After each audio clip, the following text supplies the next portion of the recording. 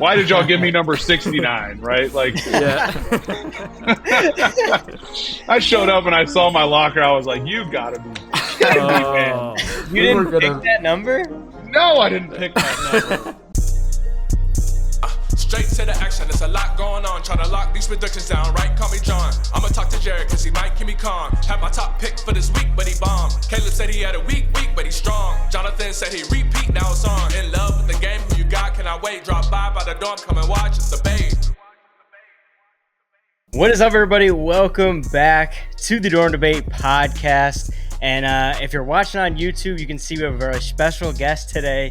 And I want to give a really well-deserved intro to our guest. Today's guest is the longest tenured player on the Buffalo Bills, has the record, I think, for most consecutive starts as a Bill in history, with 131 games.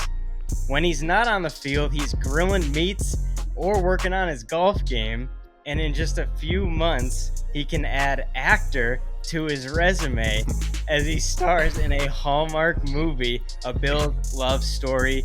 Welcome to the podcast, Buffalo Bills long snapper Reid Ferguson. Wow, that was fantastic. That was fantastic. That for me. I appreciate that. ChatGPT, I have been using it.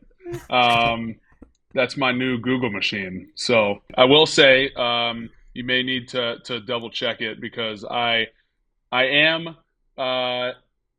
the longest current streak for games played. I don't think it's funny. I was actually talking to our PR guy, and I think I'm third on the list. I actually want to pull it up. If you don't mind, I'm going to pull it up real quick. Yeah, for sure. Because I literally was just talking. I've been trying to figure this out for like probably 2 or 3 years. When I kind of like pass the threshold and I'm like, okay, this is a realistic goal. I know Andre Reed has the most games. I think it's 221 regular season games. That's not including playoffs. I think he had another 24 playoff games or something like that. Yeah. But okay, here it is. Most consecutive games played. So I'm currently fifth on the consecutive games at 131. So I got that right. Brian Moorman is number one at 179. Brian Moorman? Wow. Yeah. Steve Christie at 144, so another kicker. Chris Moore, I don't know who that is. He's at 142. And Ryan Lindell, punter, at 136. So what's the number you have to reach? 179. So I'm 48 games away. So what's that, like 4 seasons? Yeah, 3.5. 3.5? 3.5. Yeah, 3 and some change. So light work. Or, let's see, it'd be two and some change. Wow. Jeez. Okay. Wow. So that's the ultimate. The ultimate goal is most games played, consecutive games played. Obviously, would be excellent too because you're barring injury, knock on wood. But yeah, that's definitely a badge of honor. I would like to have. That's for great. Sure. And that's cool that it spit that out for you. That's pretty cool. Well, it only spit out like that beginning part because I threw in all like the knowledge of it. I basically called Brett and he unveiled everything about you, and then I just plugged into this. And that's I awesome. was like, this is what I needed to say in the intro. Is everything else right? Grilling meats, golf. Grilling meats, golf. Actor. Yep. Have you started filming? Yeah, we actually it was maybe 2 weeks ago. We did it was just one day. I actually was surprised. I thought they really just told us we were going to be there for a couple hours. It ended up being like 7 hours. So, but the crew was great. Like the cast was great. People were super nice. But I showed up and they said you're just going to be like filming like a flag football scene. And shortly after we like got there and did like I'm going to say hair and makeup, but clearly none, no hair needed. But the one of the helper people that like helps with the extras like us, they came into the room and they were like, all right, everybody good with their lines? And I was like, nobody told me anything about a line, and they're like, "Oh yeah, you guys all got something to say," and I'm like, "Oh, okay." So she handed me the paper, and I have a speaking line. So, Oh, Heck um, yeah. that's awesome.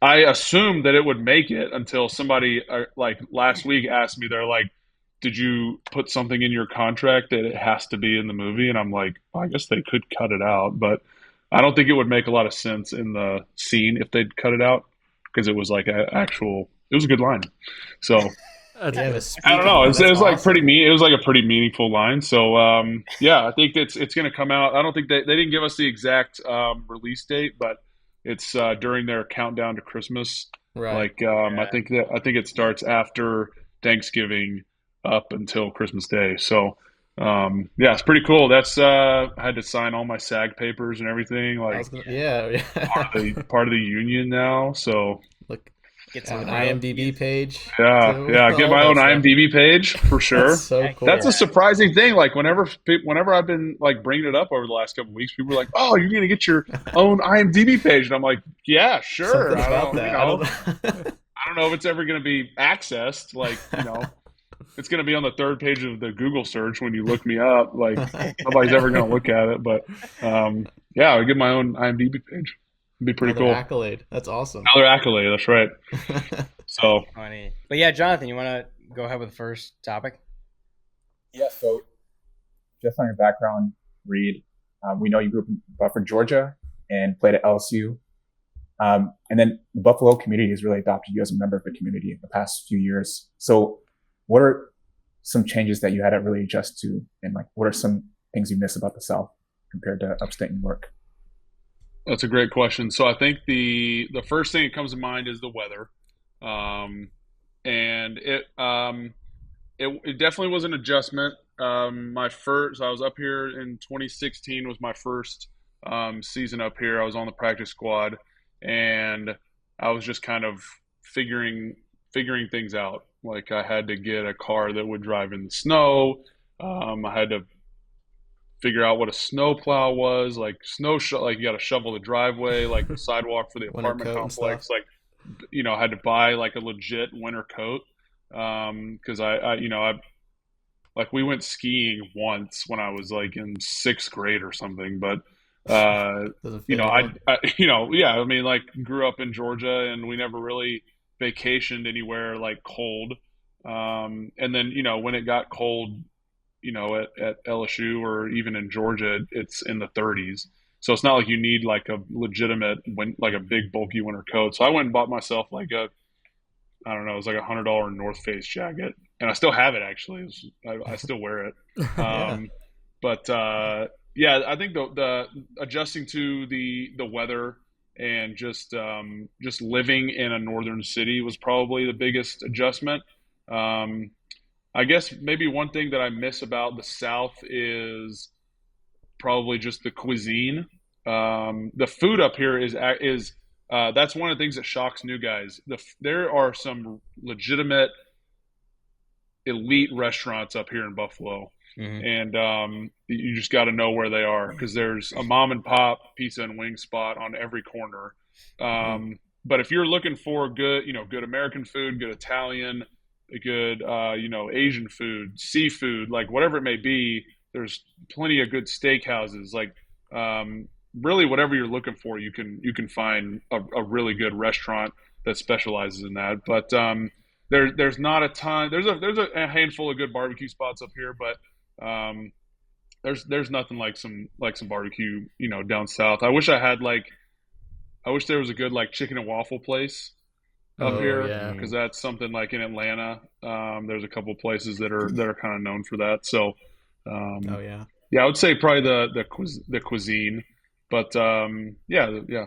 Hope that answers your question. Yeah, it does. And I actually, like I mentioned before, born and raised in Dallas, Texas, but I went to college in upstate New York, Rochester, Institute of Nice. So we Technology. all yeah. And so, Oh yeah, yeah, yeah, sure. yeah. So I had the biggest jacket on campus. I bought the biggest jacket, and everyone knew me. They're like, "Oh, that's the guy from Texas," So I can definitely Stick relate out to like you. a sore thumb. Yeah. Exactly. I remember Jonathan. But I was his roommate the first year. It was my second year that we all four of us were roomed together. But I remember Jonathan, our conversation, like, because I'm from Philly and going to upstate New York's a little different, but colder. But I'm like, I remember you having to buy a jacket. It was a big thing, and winter jacket. I remember that. And then also like the cultural shift, and maybe Reid, you could answer, like, I'm living in Tulsa now, and this is my second year living here. It's such a different culture in terms of how people approach you and interact with you. And I mean, I grew up on the Northeast. Philly's a little extreme, but in upstate New York, you still get the cold weather, people just trying to get where they're going. How did that impact you culturally? I mean, it's such a different world. It is. I would say in terms of, like, if you're comparing the South to New York, I think you have to separate New York City from upstate, Yeah. and really Buffalo, I think, Okay. specifically because, in Rochester too, the people up here are extremely hospitable, right? I mean, Buffalo is called the city of good neighbors, right? So Mm. like people really are nice to you, like the fans, like you guys mentioned at the beginning, like the fans have really taken us in. They take, they love the players, they love the players' families. Like people will recognize us while we're out and be extremely respectful. Just say, "Hey, go Bills." They're not asking for selfies in Wegmans or something like that. So Oh. it's super. It's great. The people are great. That's one of the reasons why we love living up here too. So yeah, it's the I guess in terms of adjusting to a different culture, it is a different, the day to day, I think people drive crazy everywhere. Yeah. I'm in Tulsa. There's some bad drivers in the South. Not great in Buffalo, New York. But, I don't know if it's because of the snow, like they're tricked by the snow and they think there's ice on the ground or what. But, I mean, every day you it's have to be tough. ready for snow, so they don't Yeah, know it's it true. could start It's snowing true. when they're It's driving. true, So they're but like, "Let me just be careful." man, I have gotten into more I've never gotten in a wreck up here, thank goodness, but Mm. I have gotten into more close calls in my 9.5 years up here than I would like to admit. So Interesting. yeah, Yeah. yeah, that sticks out, right? Like you think Yeah. about that because it's like when you're driving and it's like you almost hit me. Yeah. But anyway, the traffic is worse in the South, so I don't miss that. There's no Yeah. traffic in Buffalo. Right. Oh, There's that's enough so traffic nice. for sometimes people to think that they're going to run into you. Yeah. Yeah. Great, Anyway. great. Yeah. So my next question. So long snappers generally fly under the radar. So what is something you think people misunderstand about the role as a long snapper? There is a lot more that goes into it. I think from a game plan point of view than maybe some people realize. In terms of, the personal protector behind us is the one calling the cadence, but we're equally, we've got our hands on the football. We're equally as responsible for, helping to set the protection, helping to understand, and help the punt team out with what to expect from the punt return team. Same goes for, the field goal team being able to, or the operation, being able to go out there and perform your job to excellence every time your number is called, and that's putting the ball over the spot with the laces forward. So it's really it's striving for perfection on every play. I think that's the beauty of this position, is that there's a constant strive for perfection. You're chasing that perfect snap. At least that's how I approach the game. So I guess maybe the game plan and strategy side of things is probably something that people are less familiar with when they think about snapping, and how much how much the snap location matters to the overall operation on punts and field goals. And location, if I can location in how it's received or in the placement of the field. I know there's a lot of factors, but what do you mean? We have a lot of love for special teams on this podcast. So, like, what do you mean by that? So for punts, obviously you're trying to aim for the like the belly to the top of the thigh, or like mid thigh. It's kind of the strike zone that you're aiming for, something where the the punter can catch it with his thumbs up, Hmm. right? I have played with some punters like Sam Martin the past couple years who on some of the pooch balls, like the plus, like the end over end, where you kind of get closer to midfield and you try to pin them deep and get the check, the check up. He liked to catch those balls higher up, like I Interesting. tried to snap those like a higher up on his body so he could catch it like a wide receiver, because that helped the way that he turned it over and dropped it so he could kick it. For that particular So play, just yeah. yeah, just little things like that. Mhm. And like I said, I'm striving for perfection every time. It's not, I may have been aiming here, but was there a couple that hit him in the waist?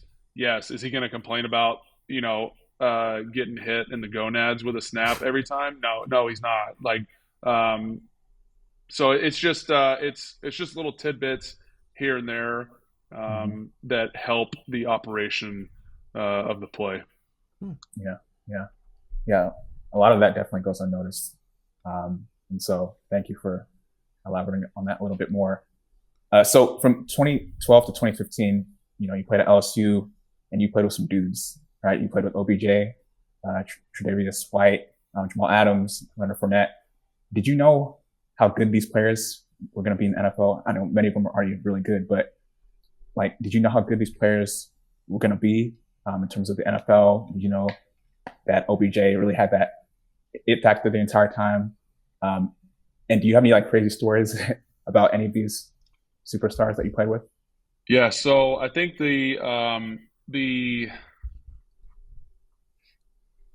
I don't know if I had a full grasp on like the level that they were at, because like they were, all of those guys you mentioned, top tier elite college athletes. You knew that they were going to produce at the NFL level, right? But you see guys every year that are taken high in the draft that end up not doing much at all, right? So like it's not a direct correlation. Draft capital is not a direct correlation to success in the league.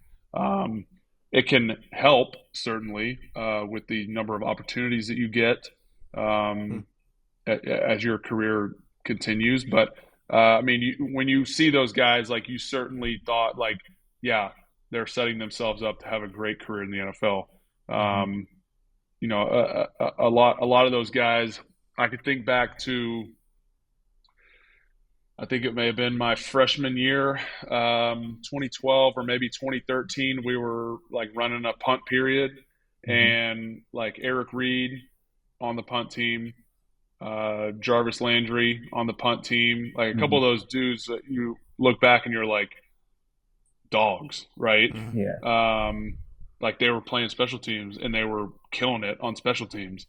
So I think that played a big part as well, showing versatility in multiple aspects of the game. Even though those guys may not have played special teams in the league, it showed that they were willing to do it in college. They were willing to, do what it took for the team to win, which I think helped have success at the next level. But I guess in terms of like stories, I don't know if I have like great stories, but I think the first thing that comes to mind is just watching all of those guys practice, like the way that they practiced and approached practice in college meant a lot to watch, especially as a young college guy. And some of those guys, like you see recently, like Jamar Chase going up against Stingley Jr., right? Like they battled at practice every day, and they both just signed record contracts. Like you're going up, like when you play, and it's not just LSU. You play at some of these big time schools, these big time programs that are getting 5-star recruits, handfuls of 5-star recruits every single year. You are going to be practicing and playing against the best competition in the country, and that only sharpens your toolbox for when you do make it to the next level.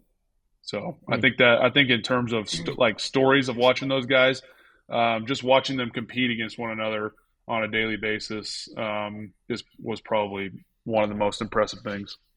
And along that same thread of, these young college athletes, let's say you were a GM or you were a scout, like what do you think is the biggest differentiator in somebody? Like what do you think correlates to success? Would you like, focus on their game tape? Would you kind of go to their practices and see how they interact with their teammates and practice there? Or is it more the interview? Like what would you focus on?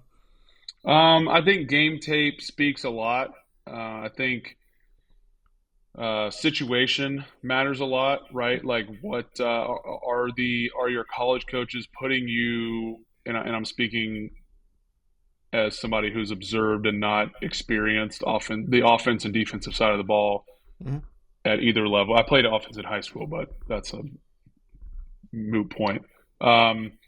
So I would say, like, is the offensive coordinator putting this player in the best position, right? Like we had a guy, Russell Shepard, who was go look up his highlight tape on YouTube, all-world quarterback coming out of high school. I think he was like a 5-star, maybe a 4-star, 5-star quarterback or athlete coming out of high school. Played receiver at LSU. He was a freak athlete. Never put up great numbers at LSU, but he carved out a great career in the league. Maybe I don't know, 7, 8 years, maybe in the league, maybe more than that. As a special teams guy, gunner on special teams, playing, kind of figuring out where he could get on the field. So it's kind of, you see a guy like that and you say, wow, this guy really pops on tape, but he's not putting the numbers up. But we still like him as a player. Where can we fit this guy in? And he was able to make a nice career for himself. But I would say, the game tape, I think, is what most people would focus on. I can't speak for the scouts, but I know they watch a ton of game tape.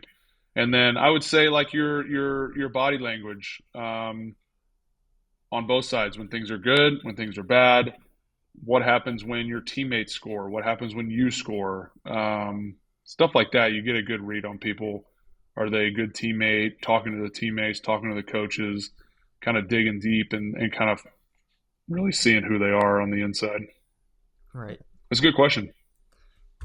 Kind of along those lines. I know you were ranked #1 long snapper in high school. When did and throughout your career you found this, I don't know if niche or niche, like this specialty. When did you realize you saw yourself this way as that specialty? Yeah, so I started snapping in 7th grade.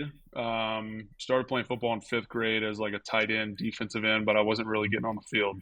Okay. Excuse me. Admittedly, they call us professional athletes. I say, no emphasis on athlete. So I was just trying to figure out a way on the field. Sorry, I started in 8th grade. My brother started in 7th grade. After my 7th grade season, or before the 8th grade season, my coach, it was after one of the preseason practices, and we walked to the parking lot. We were walking to the parking lot, and we were kind of talking, and I was like, I don't know if I want to play this year. And I almost stopped playing. And my dad and my coach convinced me to, just give it one more shot before high school, and then you can kind of see, let's, go from there. Because I love playing baseball. I love playing basketball. Knew that I wasn't really, probably wasn't going to make the basketball team, but loved playing baseball. I was good at baseball. So kind of, let's see where the football thing goes. So like 2 weeks later, the kid that played center and long snap broke his leg. Mm-hmm. So my dad was like, let's, it's an unfortunate situation, but let's give this a shot, right? Like, let's see if we can practice this, put some time into it, and see where it goes. And sure enough, there was a kid. We were playing. It was in the feeder program to the high school, so the middle school kind of fed up. It was just a junior program for the high school.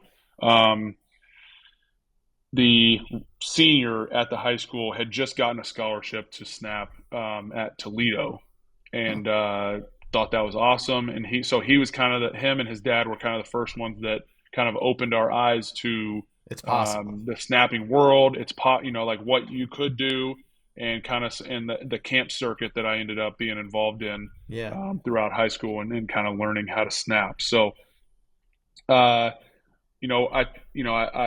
I snapped in 8th grade, snapped for the team in 8th grade, snapped for the freshman team in high school, and then the JV team 10th grade, and then started going to some college camps after that because I was number one. I had gotten like the number one. I had gotten 5-star ranking, so I was getting getting some attention from schools, as a rising junior. So just trying to put some tape out there, sending notes and tape and highlight tapes to college coaches, just getting getting a name and a face and some film out there. And once I started going to camps and started having some serious conversations with special teams coordinators and recruiting coordinators, I knew that it was a attainable goal to snap in college. So started taking visits and stuff last year, junior year, and then got offered to LSU and committed. I think I committed before senior year, senior season. And then I guess as far as college goes, the thought of being an NFL snapper, I can't ever remember it entering my mind in the first 2 years of college. Oh. Wow. Just because I was so I didn't know, my knowledge of kind of what that would look like didn't exist. I didn't know any NFL snappers. I had just kind of watched some, but when when you see a bunch of the scouts, come to practice throughout the season, they're watching these other guys, Odell and Jarvis and Leonard Fournette and all these dudes, at practice, and you see them start to watch you practice and watch you warm up, and the eyes are on you, and you're like, oh man, maybe I'm on a list or something. Then it kind of started to click. From junior year, and junior year probably. And then I made one of the All-American lists junior, maybe senior year. I don't remember. And then I was like, okay, my name is out there. It's definitely an opportunity. And, the rest is history. Wow. No, thanks for the rundown there. I think that's sorry, that was long-winded, but No, I love talking about it. I would do it all over again if I could. I thoroughly enjoy the recruiting journey in high school. Was incredible. It was amazing. Me and my dad traveled all across the Southeast. We would play on Friday night in high school, and then the next day we'd be driving to some unofficial visit somewhere across the Southeast, Mississippi State, North Carolina, going after Alabama, LSU, wherever. Did Georgia offer you? They did not. No, Wow. I actually no, they did not. Did you play him extra hard when you played him? Yeah. Well, we actually that was actually a great game. I only played him once. We lost at Georgia, but it was 45-42. It was an incredible game. Wow. If you ever get bored, go watch the highlights of that game. I think Odell caught a kickoff one-handed in the back of the end zone. Oh my gosh. So that's where it I started. think he caught the opening kickoff, snagged it out of the. That was crazy.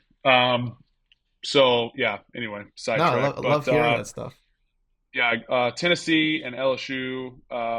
San Diego State too, but I never really considered going all the way out there because I wanted to play in the SEC. Since those offers came in, I was like, I'm not turning one of these down. So, both my parents actually graduated from Tennessee too. But they didn't really push me to go there. They obviously would have been happy if I went, but Tennessee was going through some coaching changes at the time, so I just didn't feel like it was right. So, but yeah. Oh, no, thank you for that. I love all the history. I used to play offensive line kind of I guess you could say fall into it. I was just a bigger kid than other kids, Yeah, but I played O-line in high school too. It was a lot of fun. I loved it. Yeah, and it's like that's why I asked about long snapping because I think it's so smart to focus on one. Especially people don't understand how important that position is, but just the not to bring it to business, but like that be so specialized in one great thing so well, it makes you so marketable, you know. Um, Definitely. I but mean, so going, yeah, I've seen guys make teams as the 53rd guy, just because they're the backup snapper. Like Mm. they're the third tight end or the fifth D lineman. Just because they can toss a ball back there. So, wow, it's a real thing. yeah, that's awesome. And I'll let the other guys. I know the other guys have questions, but just kind of You're ask it good. because you're now longest tenured Bill. I know. Congratulations. I know you signed an Appreciate extension it. recently, and it's so cool to hear. Like, come junior year, was it finally the idea? Like the NFL is possible. We just went to the Senior Bowl for the first time as press. So it's like seeing that side of what you're talking about, maybe for high school, but just the marketability. But we know with your story, you're on the practice squad, and I think was it cut from the Bills originally when an undrafted free agent was cut, but then practice squad. What were you doing in those months in between, and what was going through your head at that time? So I was working out and snapping and walking dogs Walking dogs. Really? for Wow. yeah for some side cash. I knew after I got cut after the third. It was after the third preseason game in 16. I still knew that I felt like I had a really good uh, training camp and off season that first year in 2016. Um, but they decided to keep the guy that had been there for a little while. Hmm. And looking back on it, I think I'm glad that I spent a year on the practice squad, almost a year on the practice squad, Mm. because looking back on it, I don't think that I was mentally prepared to have the job at where I was. I felt like I played well in the preseason, but you know, going through the season is a different animal, and I'm not Mm. sure I would be here still playing today if I was thrown into the fire in 2016. So, looking back on it, I'm happy that it's turned out the way that it has for sure. Yeah.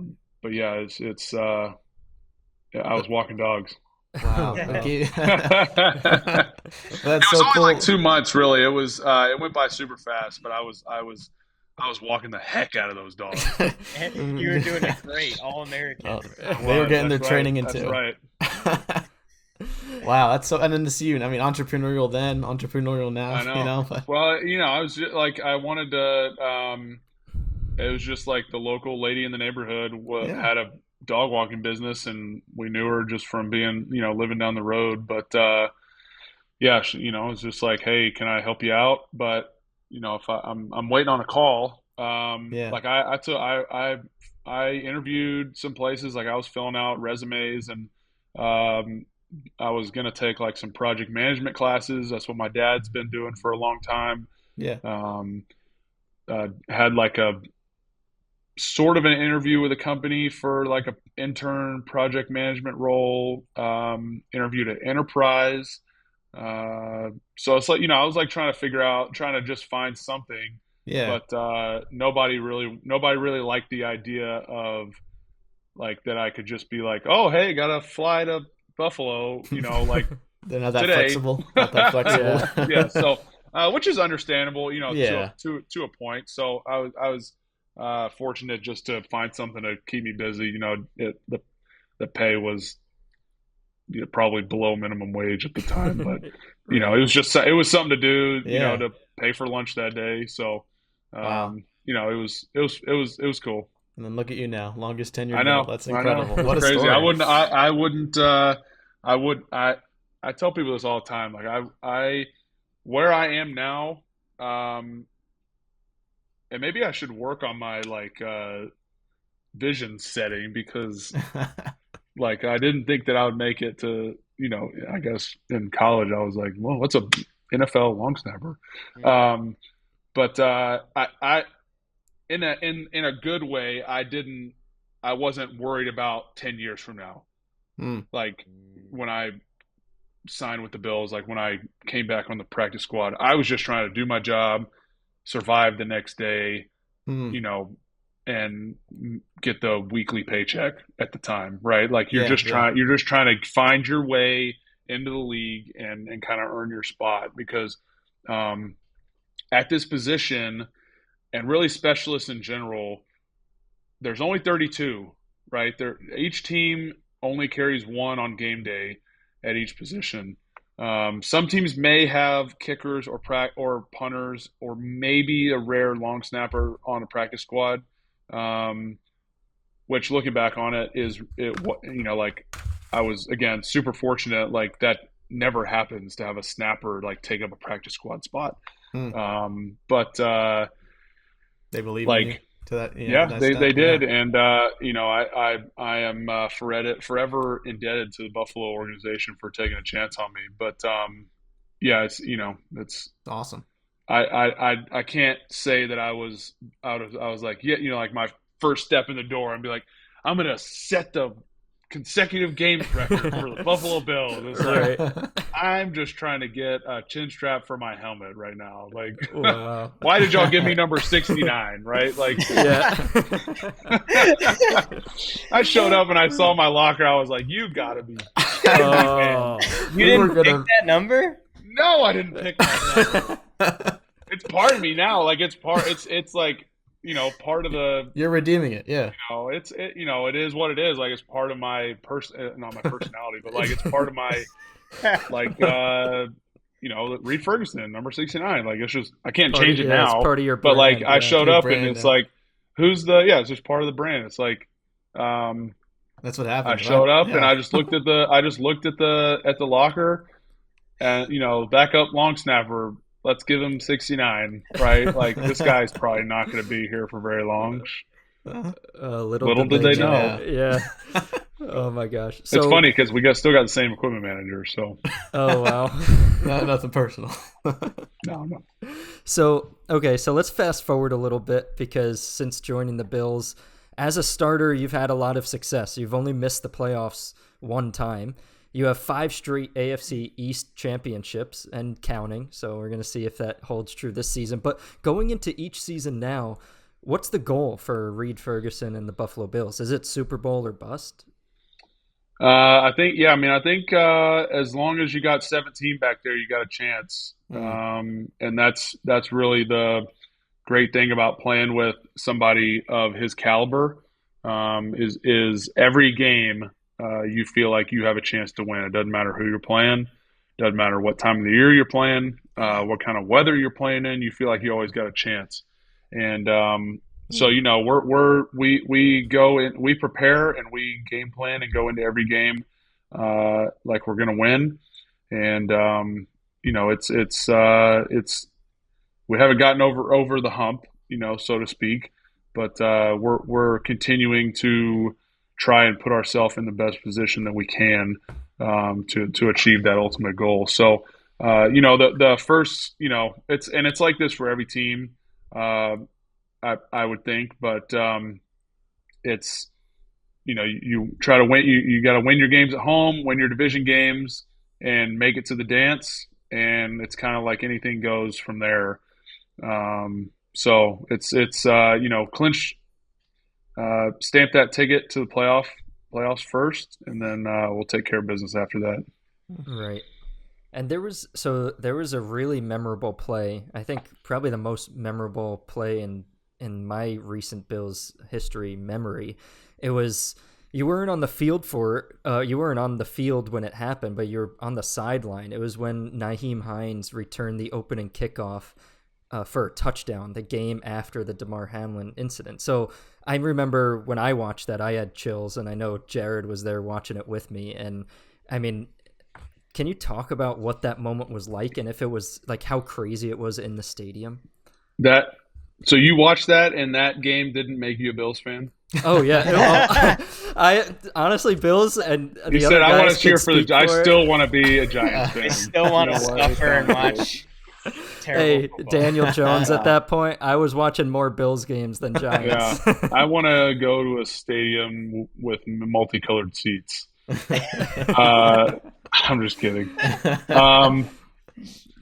That game is probably, I mean, gosh, talk about like sentimental value. Like that's probably definitely top 5 most memorable games. I mean, I think that's probably that opening kickoff touchdown is probably the loudest I've ever heard that stadium. Wow. In my time here in Buffalo, and I think it may have registered on the seismograph. I feel like I remember seeing that, but I mean, we didn't even know what happened. I didn't have my helmet on me. Like we were, you know, definitely not, expecting that. And we knew Nyheim was a great returner, but a kickoff return for a touchdown is so rare. Yeah. You kind of just, you're just subconsciously kind of just like, all right, we were over there standing next to Josh, like they were, huddled up, ready to go on the field, and next thing you know, he's high stepping it to the end zone. So, that's awesome. Yeah, that was an incredible day. That was a lot of fun.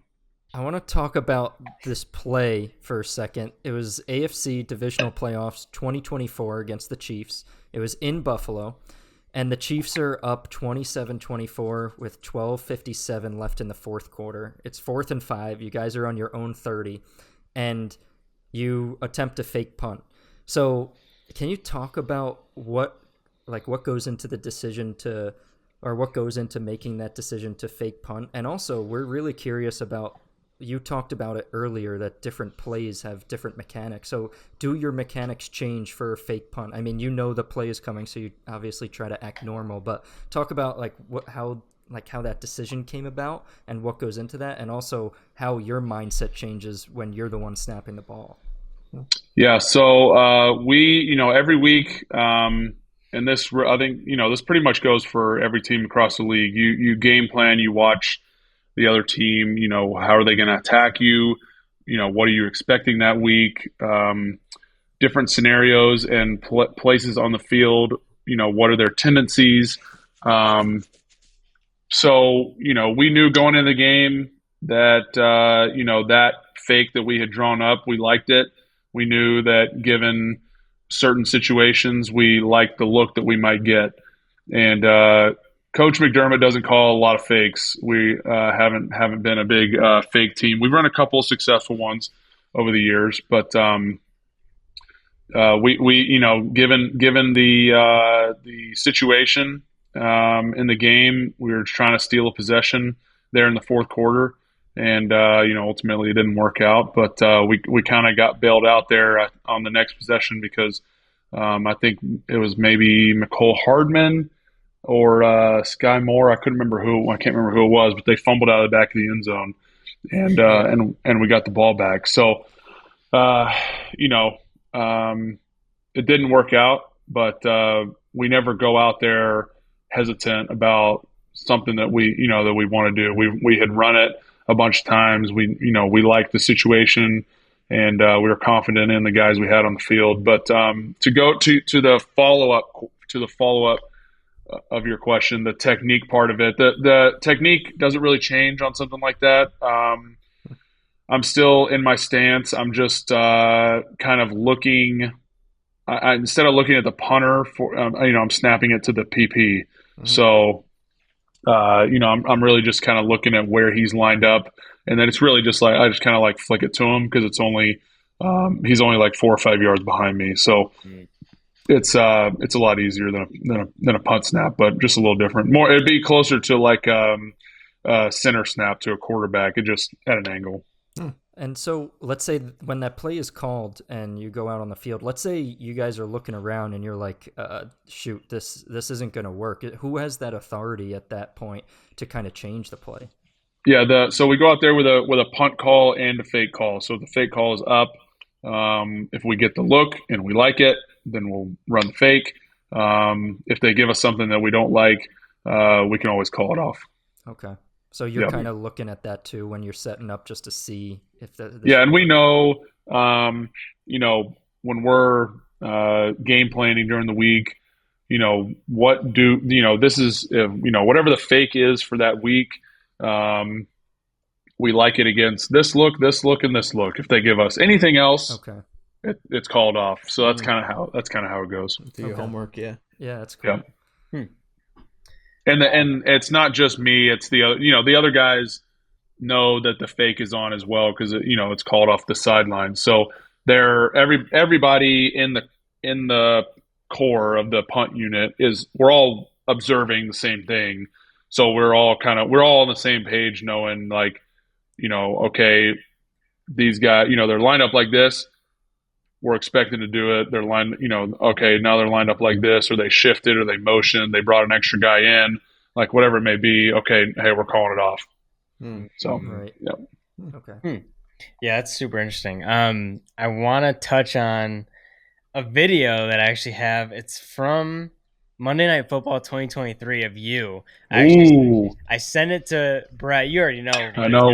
I know what you're talking about. Highlight of my career right there. Dude, I'll put it up for you can see it again. Yes, sir. Boom. He felt that the next day. I know it. I wish it wasn't after a 30-yard return, but yeah. Let's go. So I was fired up. Are you in practice, like practicing tackling? Was that an actual good tackling technique? Because I've never played football, but are you practicing tackling? And then how the heck did you feel after just laying the wood on some punt returner? Because that was so lit that I sent it to Brett. Yep. Because he was like driving. I was like, you got to see this play Reid just made. And he wrote back, he's like, hell yeah. That's incredible.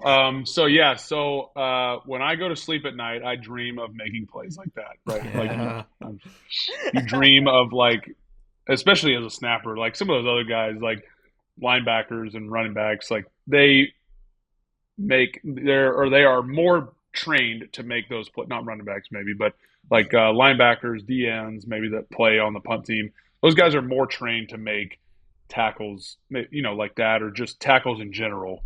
But I try to train as much like a linebacker as possible when I can, like in the off season stuff. I try to train agility stuff like a linebacker, coverage stuff like a linebacker, because that's really what you turn into after the snap is over with. Like after you snap, after you block, you're running downfield, and I'm, basically, for all intents and purposes, running down and trying to make a play like anybody else on the field, right? I have a coverage responsibility, but when it comes time to it, I'm breaking down and I'm trying to fit up and make the tackle like a linebacker would. So I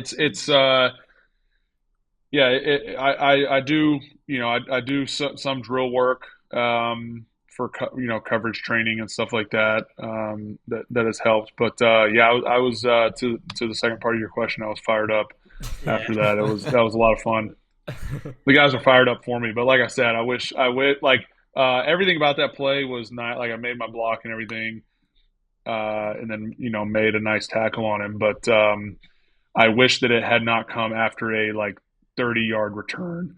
Like I tackled him at like midfield, and they're like a first down away from field goal range. So yeah. But in that moment, you prevented something worse. So it's true. And if you earlier in the game, it almost happened once earlier in the game. We were punting the same direction, and we were kind of meeting each other. Like he brought the return around like he did, like towards our sideline, and I was kind of filling, and I forced him out of bounds, and we kind of looked like we met eyes, and I was like, all right, like I was about to light you up there, and that's so and true. Like maybe one or two, that was like two punts. I think there was like another punt, and then that next one. Where I was like, all right, this is happening. Like I'm not passing up this opportunity. That was the warning shot. Again. So it was nice. My next one is actually pretty funny because I was trying to find some old interviews of you at LSU, and there was one that I think you still had Bro. hair back then too. So, I definitely did. And I think it was sophomore year. Okay. And it's like Oh, an gracious. LSU video, and they're like, We're not gonna bring it up. There's no telling what this is.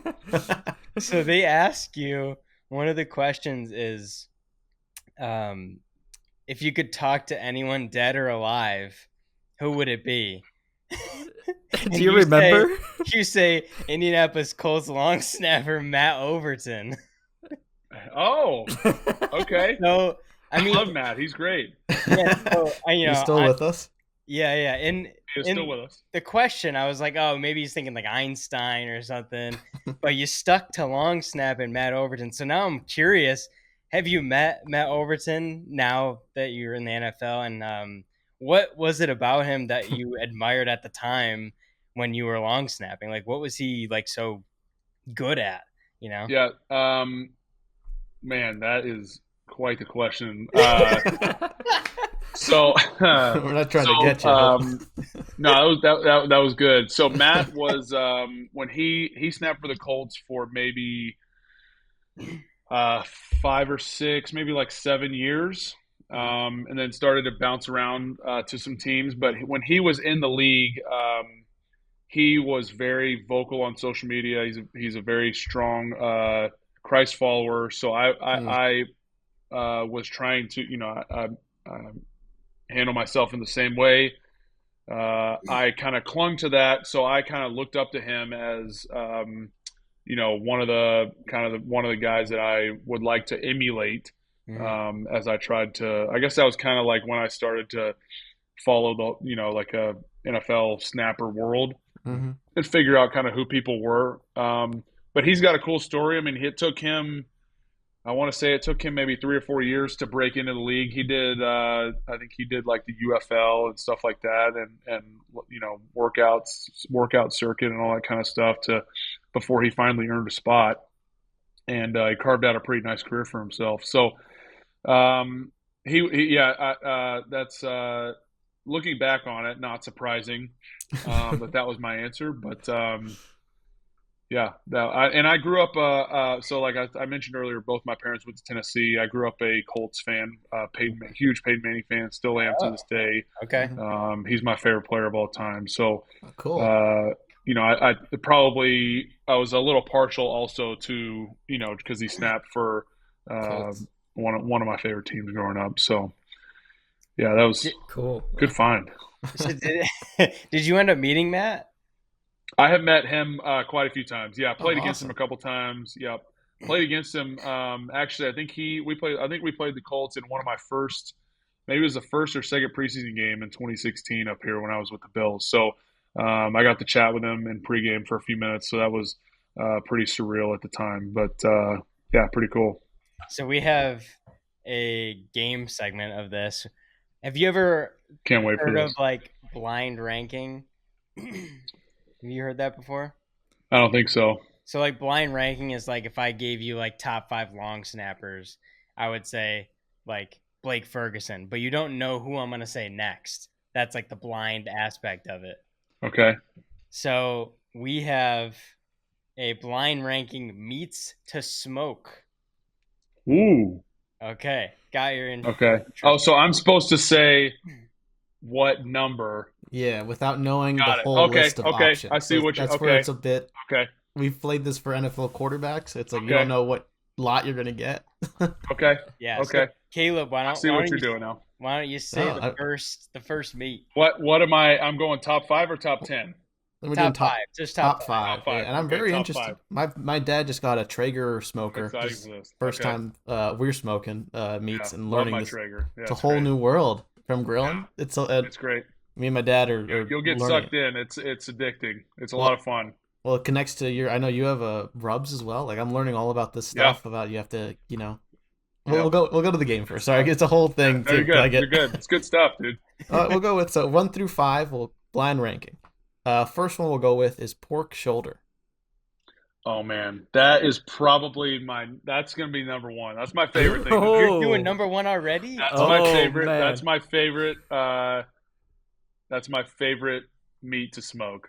Okay. Okay. So versatile. You can literally do anything with it. You can chunk it. You can put it in eggs. Oh. You can do pulled pork tacos, right? Sandwiches. Okay. I mean, there's you put it on a salad. Huh. It's so versatile, and I'll have to learn it's impossible to mess up, Oh, that's even Okay. because That's what we need to try first. and you can't over season it. No. Ah. It's great. Wow. Yeah. Pulled pork is my number one. Okay. Wow. You seem Let's confident start. in it. All right, we'll go with Start. Let's see what the second meat is. Salmon. Oh, I do like salmon. Oh. I will go 4. 4. Okay. Okay, salmon 4. Yeah, tough one for you. Bologna. I feel like I don't want to go 5 because I feel like I feel like you're gonna throw me like Something. tuna or something.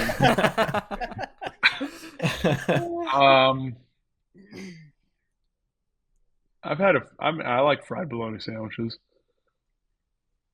I go 3. I wish I had saved 4. Dang it. Oh. All right, That's so the two game. and 5 Okay. left. 2 and 5. All right, we got ribs.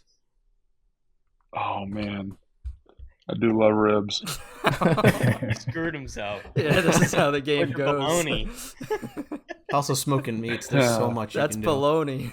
I feel like you're gonna give me a good one for the last one, so I'll go ribs 5. Okay. I like Last- making ribs. I don't make them a lot, but I do like making ribs. Okay. And last one is brisket. It's a good number 2. Yeah, that is. That's a good pork, number 2. pork Yeah. shoulder Good too. is number 1. Pork shoulder's number 1. I think the only thing that I would change would be ribs. I would probably swap ribs and bologna. Bologna. Okay. Probably keep salmon at 4 is fine. Okay. Is there anything we didn't list that you smoke like regularly? I would say like chicken. We do like a smoked chicken. I reverse sear my steaks, so I smoke my steaks before I sear them on the pan. Yeah. Oh, okay. Interesting. I gotta try that. That's Another so many ideas. foolproof way to cook your steak. Wow. Interesting. Okay. That's Yeah, great. Thanks for Yeah. the advice. absolutely. Pork Yeah. chops. Love me some good pork chops. Smoked pork chops. Ooh. Yeah, dude, it's great. Jonathan's getting hungry at 3 a.m. right now. I am. Smoked sausage, like some Oh. jalapeno cheddar sausage. That sounds amazing. That's That's what I forgot. Yep. That'd be a good appetizer. So we have one more game, and it's quicker. So we have 8 questions, and it's just going to be rapid fire. So we're going to try to get this done within 60 seconds. So Okay. whatever comes off the rip, just blurt it out, and we'll see what we do. So how it's going to work, I'm going to give 4 questions. Jonathan's going to give 4, but we're going to alternate. So I'm going to Okay. do the first one, then Jonathan. All right. Got it. All Ready? right. All right. Ready, set, go. Favorite stadium other than Highmark? Kansas City, Favorite soccer team? Swansea City, Favorite Q42 sauce? Carolina, Funniest teammate? Tre'Davious White, Best place to get buffalo wings? 9/11 Tavern, Best piece of advice you've ever received? it's a marathon, not a sprint. Pre-game hype song, and why is it Lord?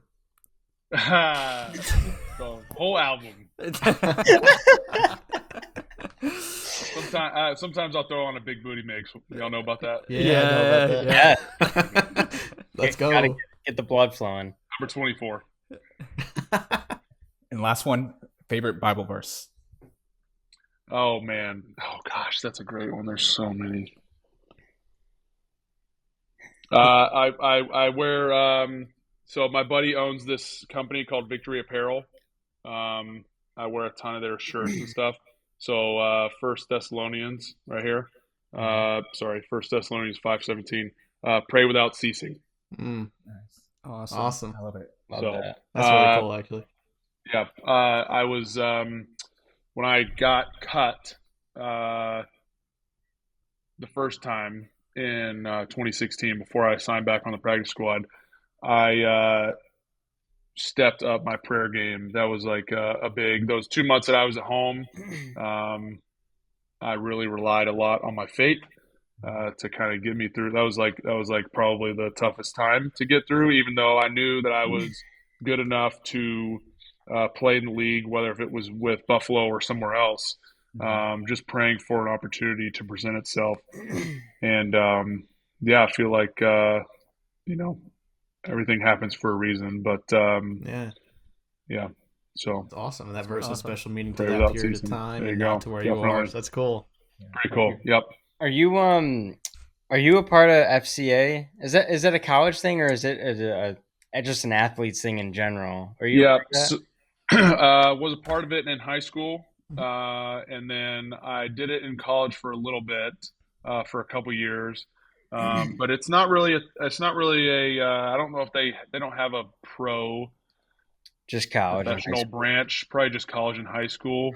We have a full-time chaplain on staff, and he also helps out a little bit on the coaching side. But Coach McDermott brought him in and hired him full-time when he got hired in 2017. So he actually married me and my wife That's back cool. in 2020. He's officiated I think 3 or 4 other weddings for guys on the team over the past couple of years as well. So pretty cool. He's been a huge blessing to this team and to me personally.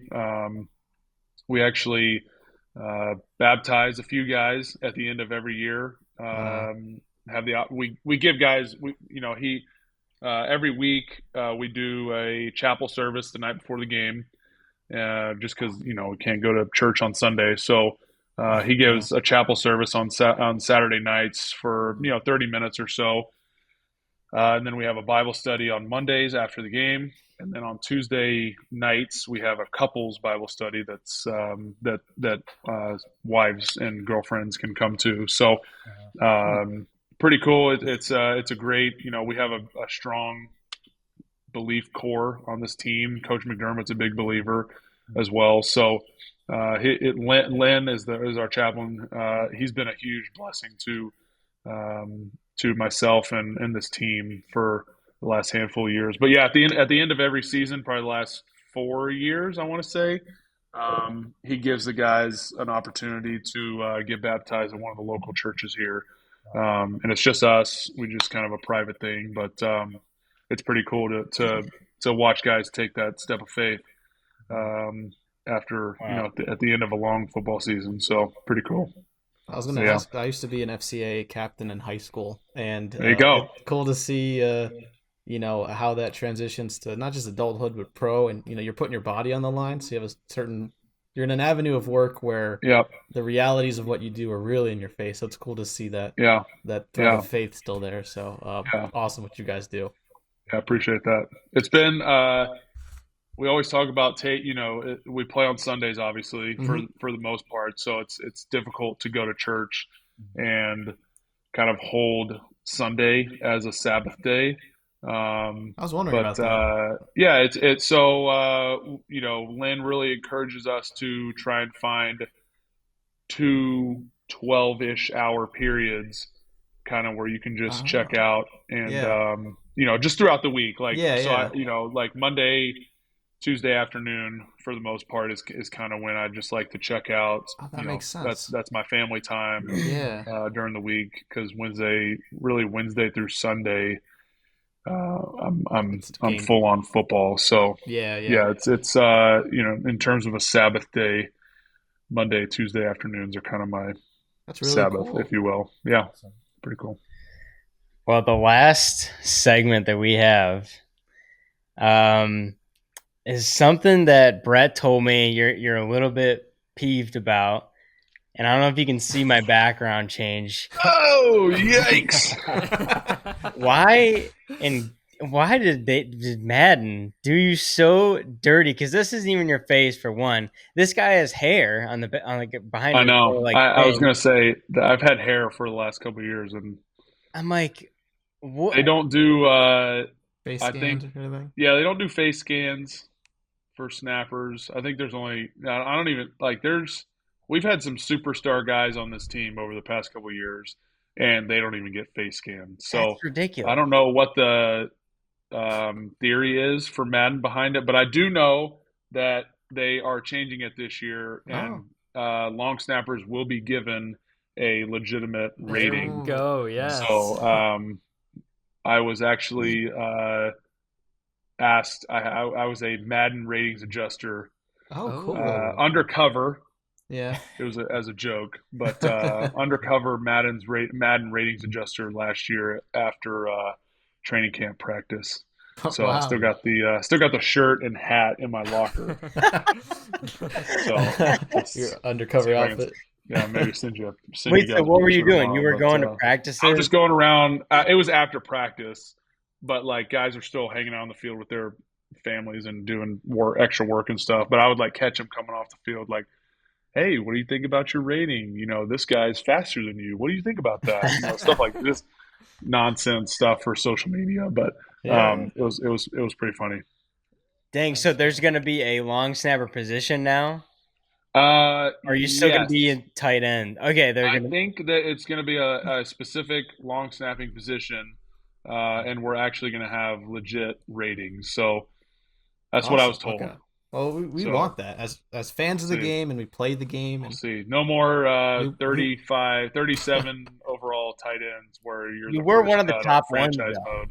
I will say, like, even though you were in the 30s, of the long snappers, you were one of the top ones. So. I have always been higher rated than my brother, so that's really all I'm worried about. That's all that really matters, really. Oh, that's. And you're like 4-1 against them, or 6-1, or whatever. So 10-1. Oh, so this goes. Wow, 5 years of playing him twice a year plus one playoff game. Wow. Send him home packing. To remind him when you can. Yep. I want to ask one more question because we get together for a podcast every week, and we have over 230,000 followers on TikTok. So, but a lot of our followers love fantasy football. I put on a show every Sunday morning where I get about 35 to 40,000 viewers every Sunday, and I'm going for like an hour straight giving fantasy advice. So, do you play fantasy football? There you got the sleeper app. Okay. So you play fantasy football. I want to know what your experience has been with fantasy football, and also do Bills players talk? How often does that come up in conversation? So I have a home league with it's just buddies from college. We've had it since 2013 or 2014 maybe, so 10 or 11 or 12 years maybe.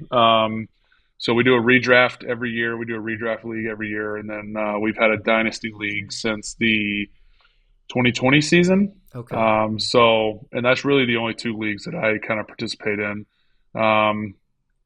Yeah, but it comes up every now and then, I guess, on just for fun, I guess, in the locker room. But yeah, I love fantasy football. It's great. I watch all the games anyway, so it gives me something else to kind of like pay attention to, I guess. In some of the games. Yeah. Is there any players that you're going to try to get on your team this year? For redraft? Redraft, yeah. That's a great question. John could help you out right now. I like Malik Neighbors, LSU native. Neighbors gonna have a great year. I have Jahmyr Gibbs on my dynasty team. Okay. He killed it for me last year. Yeah. And so probably try to snag him on redraft. I think I had him in our redraft league last year. I think Puka is going to have a good year. He's fun to watch. I don't know. I mean, I get it. It all really kind of depends on where you pick, right? You're right. Yeah. Like, yeah. So I don't ever want to have like 1 through 5 because I don't ever feel like the value is there getting any of those top guys. I would much rather take 2 guys towards the back half Yeah. and kind of get the value stack there, whether it's like running back, or running back receiver. Always try to leave the first two picks with at least one running back. Yeah, there you go. That's smart. Yeah. Do you find yourself kind of avoiding players from the top teams in the AFC that might be like competitors of the Bills?